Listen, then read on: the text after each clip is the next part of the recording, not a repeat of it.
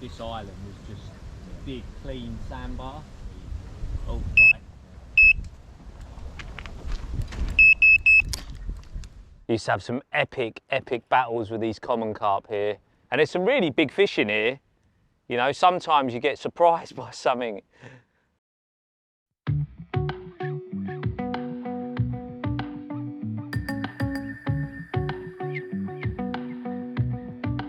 Ah, it's good to be back. This was my childhood stomping ground, Layer Pit in Colchester. It's on a CAPS membership, a club water. And literally, I can't tell you how much love I have for this place. It was my childhood. And it's really good to be back because back then it was quite a rare water in the way that it wasn't loads of lakes with a big stock of carp. I learned to spot on here, I learned to fish zigs on here. This was the place they were invented. There's so many methods that were born from this particular water, and now we're very lucky in the UK, well across Europe, to have lots of carp lakes with plenty of fish in them, where methods like active spodding and fishing, spodding over zigs, all that type of stuff is common ground now, but back then it wasn't. And this was so rare to have that, but it gave me, I learned so much here, learned so much about bait, spodding, just everything, you know. It gave me the armoury and the confidence in my fishing. And I actually still, to this day, draw back on experiences that I had from this lake as a kid. And you know, I don't think people realise what they had at the time, because it doesn't have the stock it had back then. The fish are a lot older. They have replenished it with some, but back then there was probably 2,000 carp in here, and now there's hundreds. I don't know how many, you know, but there's still 30s to go at. It's about being active, changing your methods. Can you catch them on zigs? Is it on the bottom? And with your 2 rods, you try to work it out, and that's what we're going to do today.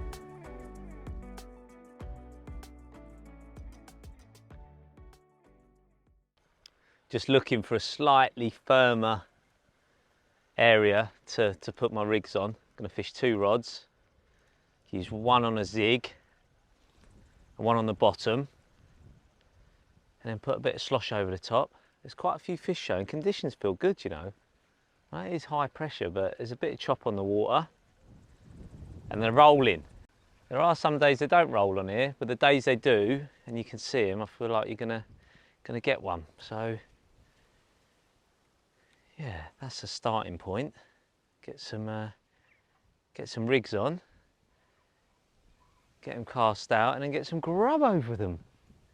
Grubbington Rovers. What are you laughing at, Brad? You're not supposed to laugh, you're supposed to be a cameraman.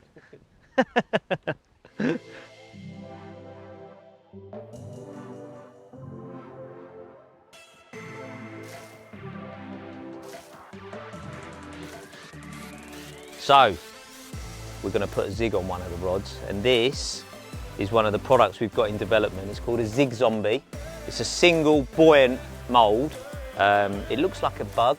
There'll be Pebble Dash versions in yellow, red and white. They'll come with these little foam balls that go onto this fused hair loop that's already on the end. It almost gives the zombie a little head. We've also created these buoyant Maggot Boomerangs for an added stop. You don't need to have them on because I've got dead maggots in my mix, I'm using it. Really easy product to use. It's just making zig fishing even easier, quicker, with a really buoyant hook bait. I've got a size 6 Conv hook on there. Then we've got 4.5 foot of a sample zig line that I'm testing from Onemorecast. It goes up to a lead clip. We've got 50mm Vita Bit anti-tangle sleeve. So rather than using the tungsten blend ones, I'm using the Vita Bits version because they're not tungsten. So with the zig, it's not trying to pull the zig hook link down at all. And a 3.5 ounce arrow lead for lovely, streamlined, aerodynamic casting of the zig. The first rod to go out was the rod with the Zig Zombie. This was followed by a spinner rig. By fishing a rod mid-water and a rod on the bottom, I could find out which was more effective on the day and move both rods to that tactic.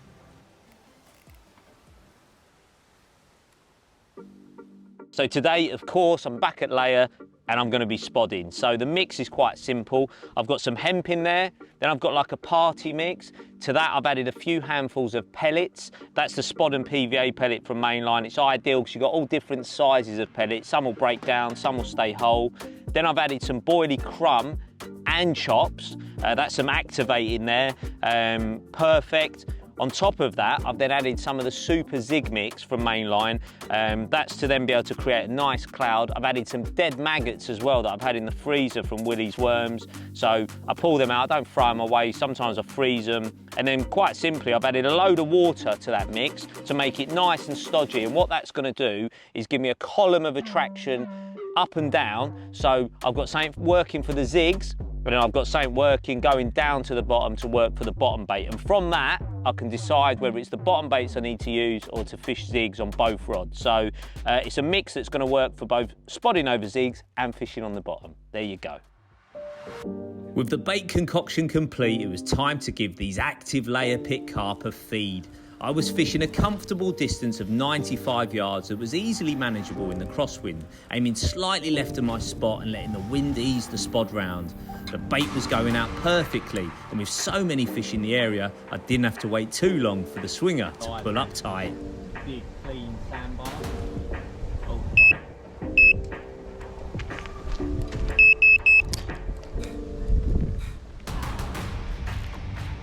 We are away. I just see they show so much on here. They show so much on here. And that one literally lumped out. And I was like, how have we not had a bite with them showing? And then it went. So that's good.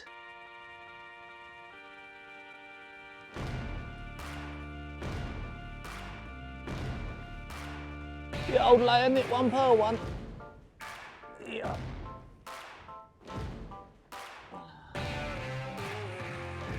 Good, because I needed to move over anyway. Use more space in the boathouse. This is the boathouse swim, by the way. Got, oh, shaky, shaky.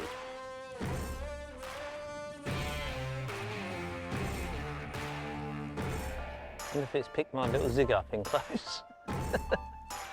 Used to have some epic, epic battles with these common carp here. I think there's the odd mirror, but layer pit's famous for its commons. Well, there was a little boy that used to fish here growing up. He loved it so much. And that little boy is now very, very proud. Still little, yeah? I'm about the same height as I was. I don't think I have grown much, nor has this carp, but it is, no look netting, the very first carp I have caught from my old stomping ground on onemorecast Meta terminal tackle. That is a nice feeling, ladies and gents. What a buzz. Thank you, Leia.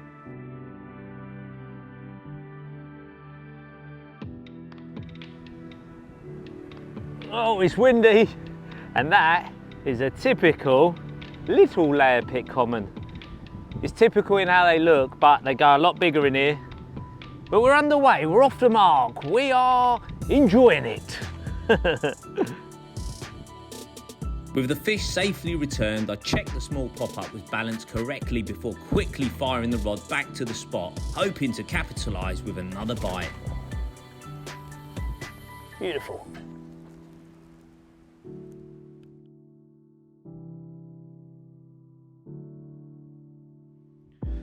Right, well here we have the bottom bait rig that I'm actually using. So, starting at the lead end, we've got the blend tungsten tubing, that's in green, and then I've got, controversially, a gravel tail rubber and gravel leg clip.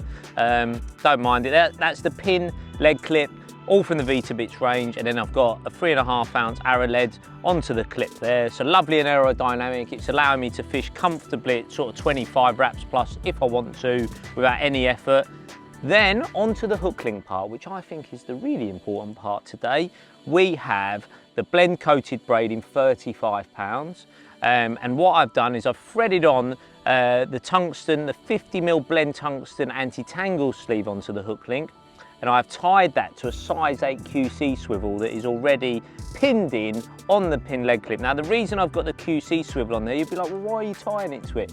The reason is because if I wasn't tying to it, having that already set on the rod's ideal, because if I change the kickback where I might have a crimp loop on, it allows me to interchange quickly. And also I can just tie to it like I have here. We've then got about 7 inches of the blend coated braid. Before I tie it to the spinner swivel, I thread on a dog bone sinker, the small one, and because I'm using the 35-pound blend, it's important to keep that nice and moist when you thread the dog bone sinker onto it. So I've done that, tied on the spinner swivel, put a little bit of putty around the dog bone sinker to set everything off nicely. You'll notice there's also a little bit of putty there that I've added on once I've put the hook and everything on, just by the spinner swivel. It all depends on the buoyancy of your pop-up. I like my pop-ups to sink just like that, but if I'm fishing over loads of bait, I don't mind them being quite pinned, as long as that swivel is sitting on that loop. I don't want it sagging, I want it really quite buoyant but still pinned down. So buoyancy sometimes doesn't matter with regards to having it sinking really slowly. If I was fishing for a super cautious carp, or I think there's only one coming into the swim, I like it to flutter down. But if I'm over bait and I know there's fish coming in and out, there could be a bit of disturbance, I don't mind that being slightly more overweighted. So once you've got the spinner swivel on, you then put on your hook with the bloodliner in turn already threaded on. Remember folks, I've seen it in a few photos, people are putting the bloodliner in turn onto a spinner swivel the wrong way. You've got a wide bore at one end and a narrow bore at the other. Put the wide bore onto the point first, because that wide bore is what goes over the spinner swivel. Otherwise you're making your life hard for yourself, and you're not getting that little dog leg angle, if you want it of course. Then to finish it all off, put a micro ring swivel onto the shank of the hook, and then a long distance hook bead. You'll notice there I've got a cheeky little red one. They could be coming out in the future. It's just another little flash of colour, and yeah, conventionally at the moment the long distance hook beads are a translucent green, but you never know, we might bring out different colours, and that will definitely play a part in sort of gin clear water where you just want that little more spark around the hook. That's it, that's the bottom bait rig. So it flutters down nicely, a little pop up over bait, and you've got the anti-tangle sleeve along with the buoyant hook bait to help it reset when you're fishing over bait and fish could come in and disturb it without getting nailed. The rest of the afternoon passed uneventfully. Something didn't quite seem right, but with fish still in the area, a tactical change was definitely needed in the form of fade solid bags. I used the small size bags and packed them tight with small pellets and boilie crumb to punch them through the crosswind to showing fish with immediate effect. That's a bite. That's a bite. I reckon. Have we got a bream? Oh no.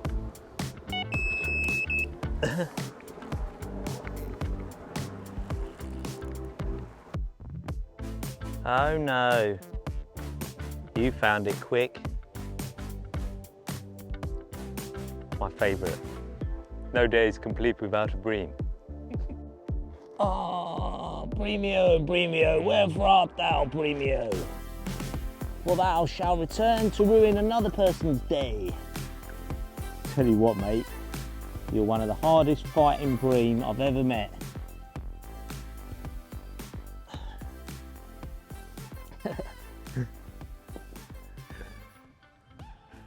Love them. Gotta love them, haven't you? God loves a trier. Good old Brasem the bream. With a bag already tied, I simply looped the leader back onto the mainline and cast to another showing fish. Again, the take was instant. This time, however, the intended quarry was fighting back.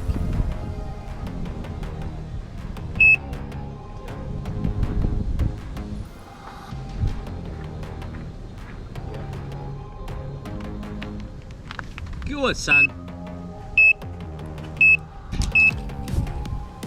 Well, little shift to the solid bags. This rod, bream, and now carp literally straight after the recast. It's only been out for 10 minutes, so not on the bait. And sometimes you find that on layer.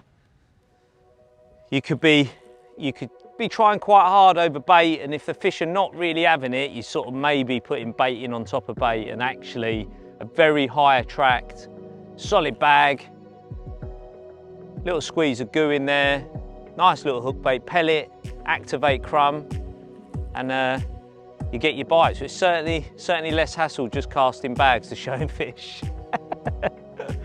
We said today was about switching it up to try to get bites. Short day session. That's the great thing about layer. Come down, and there's some really big fish in here. You know, sometimes you get surprised by something. Caught it on a solid bag, and we had a zig cut off by a trailing fish, and now that's attached to this as well. Oh no, it's come off again. There you go, we're in. Do.